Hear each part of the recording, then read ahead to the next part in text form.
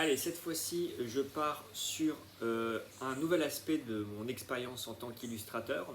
Cette fois-ci, je vais te parler de mon expérience dans un collectif d'artistes. Alors, qu'est-ce que c'est qu'un collectif artistique? Eh bien, comme son nom l'indique, c'est un groupe d'artistes qui se forment autour d'une thématique et puis qui produisent une ou plusieurs œuvres en vue d'être soit exposés ensemble dans une galerie ou autre, ou alors créer un livre.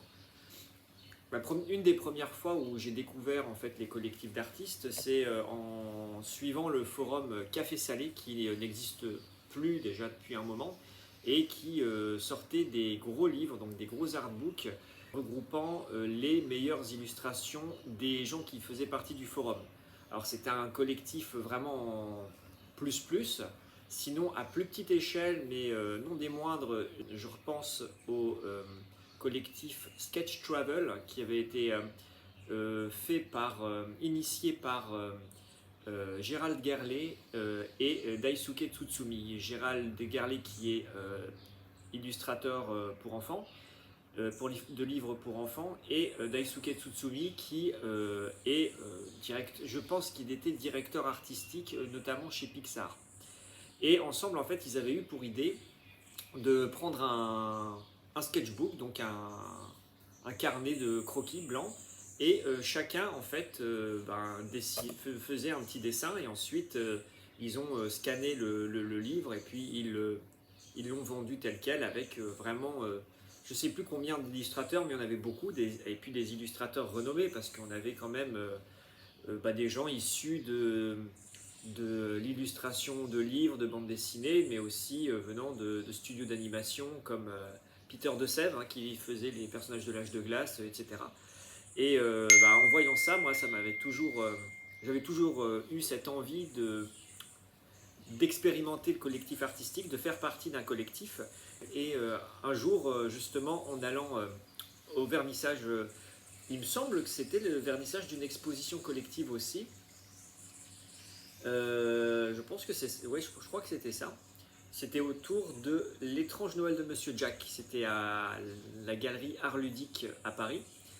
Et là-bas, j'ai rencontré une personne qui travaillait aussi dans la galerie et qui avait aussi cette idée de créer un collectif. Donc, on s'est très très vite entendu, et il y a eu le collectif 3L1C qui a vu le jour. Donc, il y avait moi et plusieurs autres artistes. Et puis ensemble, en fait, on a commencé à travailler autour, comme je dis, d'une thématique commune. Alors on a fait plusieurs expositions, donc qui dit plusieurs expositions dit plusieurs thématiques. Donc on a fait des thématiques on a commencé sur les thématiques de la pin-up, et on avait fait chacun notre version de la pin-up. Moi j'étais à une époque où justement j'étais en train de tester différents styles. C'était un petit laboratoire en fait, justement, le collectif, pour pouvoir tester nous-mêmes ce qu'on voulait, et voir après comment est-ce que le public réagissait. Donc il y a eu le premier, c'était des pin-up classiques. Ensuite, on est parti sur une thématique steampunk. On est ensuite parti sur une thématique parisienne aussi, je me souviens. Et on avait fait aussi... on a fait bien sûr, comment l'oublier, on avait fait une thématique cirque de monstres et freak show. Et ça, c'était pas mal, parce que celle qui a créé le collectif, qui s'appelle Lily Lutin, elle avait écrit toute une histoire justement autour d'une troupe d'artistes de cirque, mais de cirque de monstres. Et donc on avait chacun la possibilité d'illustrer un petit peu cette histoire en s'appropriant les personnages qu'elle avait créés. Et donc voilà, moi je te montre quelques-unes des choses que j'ai faites.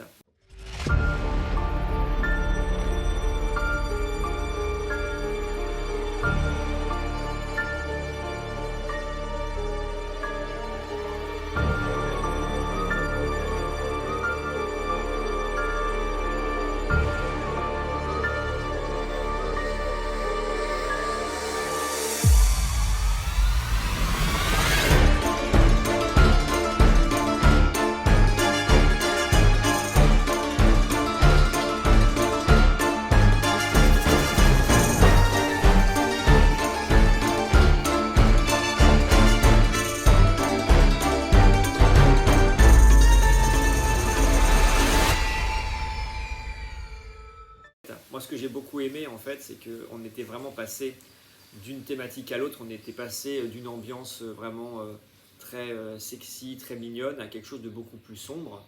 Ensuite, on était parti aussi vers, carrément, on est retourné vers la pin-up au bout d'un moment, parce qu'on avait une thématique métal. À cette occasion-là, on a pu exposer au Hellfest. C'était vachement bien. Alors moi, j'ai pas pu assister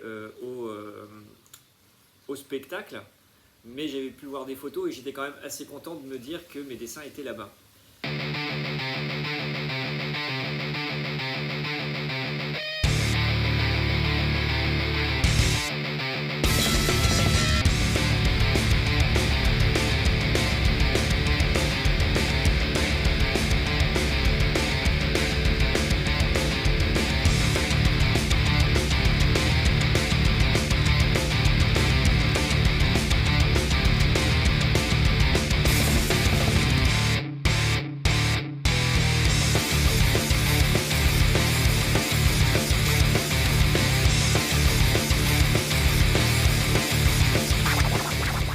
On a eu différents types de lieux d'exposition. Enfin, on a commencé à exposer dans des hôtels parisiens. Donc c'était des petits hôtels, mais des hôtels d'assez haut standing, notamment l'hôtel Le Seven qui avait des chambres thématiques. Donc il y avait une thématique par exemple Alice au Pays des Merveilles, il y avait une thématique James Bond, et ce qui a un petit peu aussi inspiré nos illustrations.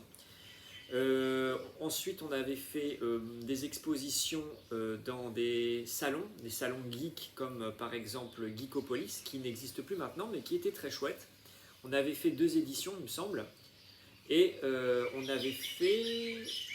Est-ce qu'on avait fait Paris Manga? Ah, peut-être, non, peut-être pas avec le collectif, je sais plus. On a exposé aussi dans des bars et dans des restaurants, notamment un restaurant qui s'appelle Chez Gladine, qui est assez réputé à Châtelet. Et alors on a exposé à Châtelet, à Boulevard Saint-Germain, et on avait exposé aussi à... Ah bah oui, au bar Les Furieux, qui est, près de Bastille, il me semble. Et non, près de la place de la République. Et donc voilà, c'était très très chouette. On a aussi fait une petite exposition de pin-up dans une boutique à Marseille. Donc voilà, on a fait quand même pas mal, on a pas mal fait d'expositions. C'était vraiment une expérience très très sympa. Alors un truc qui était assez rigolo, c'est qu'on avait pour idée vraiment de jouer sur l'immersion, ce qui faisait que non seulement donc, on choisissait les lieux qui étaient en rapport avec les thématiques, et en plus souvent on se déguisait chacun dans la thématique. Alors je me déguisais pas en pin-up quand c'était le moment de la pin-up, hein, je te rassure, mais quoique il y a certaines artistes femmes qui le faisaient, donc c'était vachement sympa. Mais on jouait un petit peu sur les thématiques rockabilly, etc. Et puis thématiques un peu plus macabres quand il s'agissait de faire là, le freak show.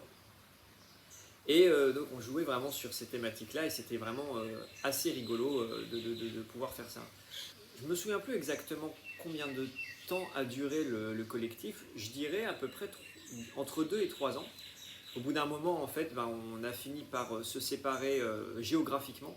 Ce qui a fait que chacun a dû vaquer à ses occupations, on va dire, et puis voilà, chacun est parti dans des domaines différents. C'est vachement intéressant parce que ça fait plaisir quand même de voir que la plupart sont restés dans le domaine de la créativité et de l'art.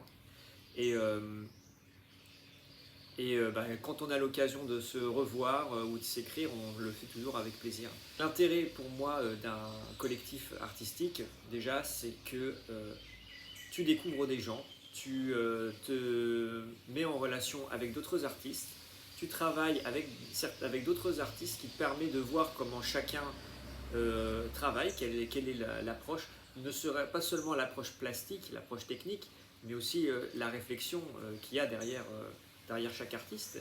Donc c'est super intéressant. On se fait des amis, c'est super.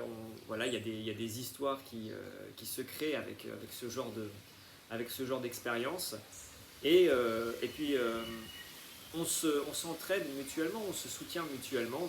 Et voilà, ça crée une sorte de petite communauté sympa. Et puis en plus, le collectif a permis aussi de faire venir d'une certaine façon les fans de chaque artiste et donc de découvrir les autres artistes. Donc vraiment c'est tout bénef, c'est vraiment sympa.